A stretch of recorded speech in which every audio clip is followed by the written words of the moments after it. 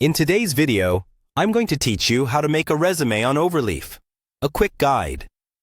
By the end of this walkthrough, you'll have a clean, professional resume set up in Overleaf using a template, even if you've never worked with LaTeX before.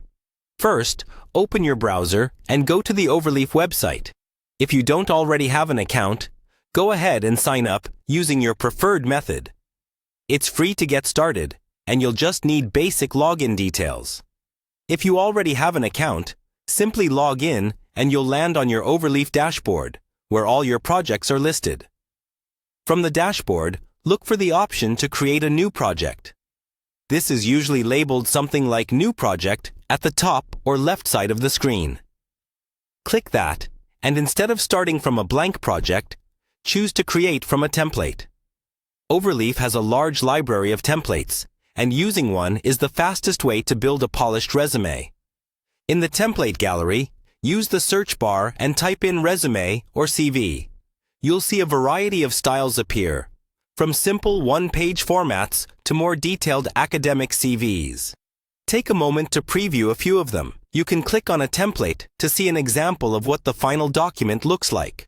When you find a layout that matches the style and level of detail you want, select it and create a project from that template. Overleaf will now open your new project with the template loaded.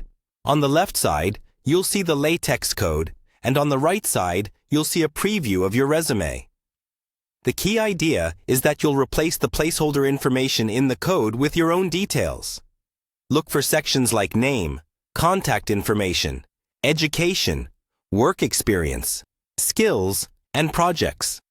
Carefully edit the text within those sections, and each time you make changes, give Overleaf a moment to recompile the document so you can see the updated preview. You don't need to understand every LaTeX command.